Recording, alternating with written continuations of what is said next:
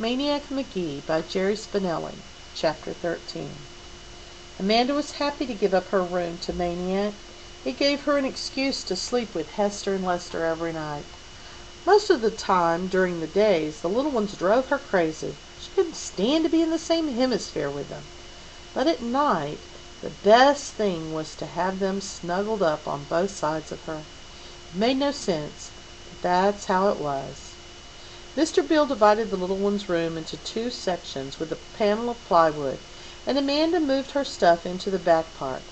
Except for her suitcase of books, that stayed in her old room with Maniac. The way Maniac fit in, you would have thought he was born there. He played with the little ones and read them stories and taught them things. He took Bow Wow out for runs, and he did the dishes without anybody asking, which made Amanda feel guilty, so she started to dry.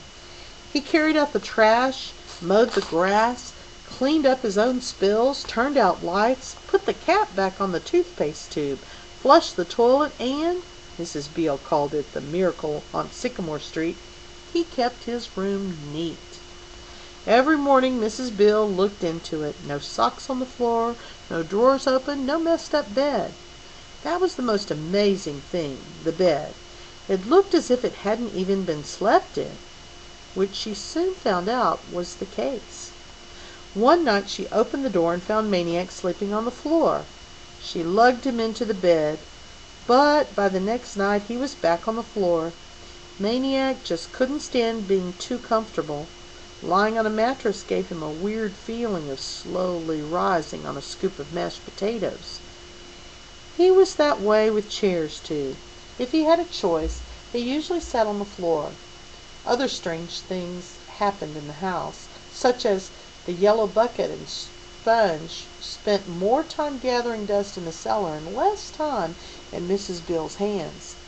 Because with Maniac around, Hester and Lester lost their interest in crayoning everything in sight, and therefore, sometimes for 15 minutes in a row, Mrs. Beale was seen doing something she hadn't done since the little ones were born. Nothing. Such as Amanda started leaving her suitcase of books home. Such as everybody's fingertips started to heal because Maniac took over the endless, thankless job of untying Hester and Lester's sneaker knots.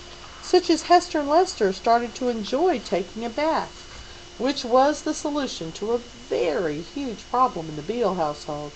Once upon a time, Hester and Lester loved to get a bath, as long as Amanda got one with them. It was a little crowded, especially with the little ones that added their boats and floating dinosaurs, but it was fun and warm and yelpy and soapy.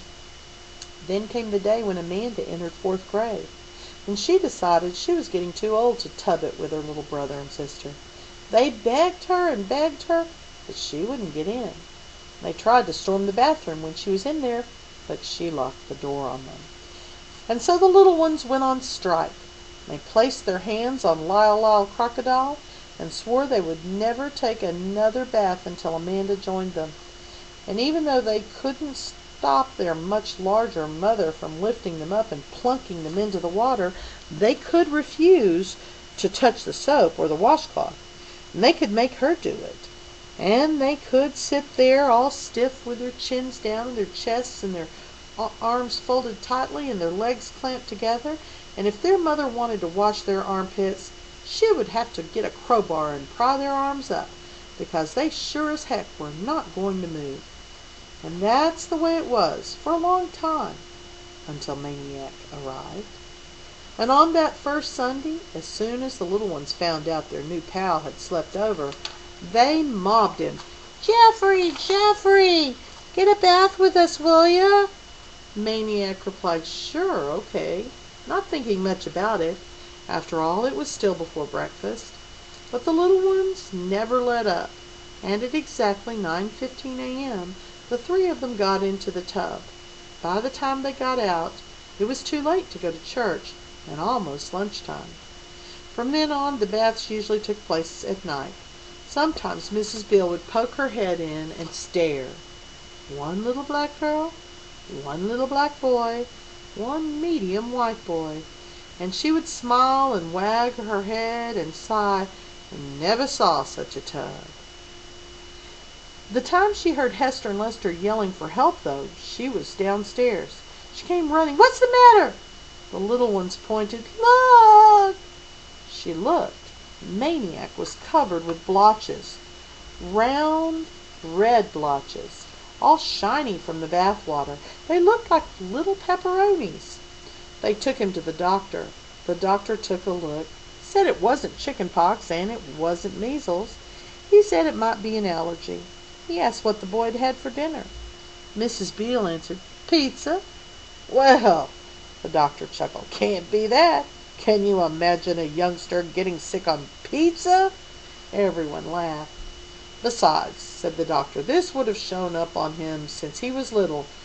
Most likely every time he came near a pizza." He turned to Maniac, still chuckling. "You have eaten pizza before, haven't you?" Maniac got a funny expression on his face. He looked around. Everybody was staring at him.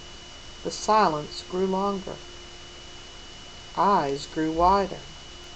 And that's how they found out that Maniac Magee was allergic to pizza.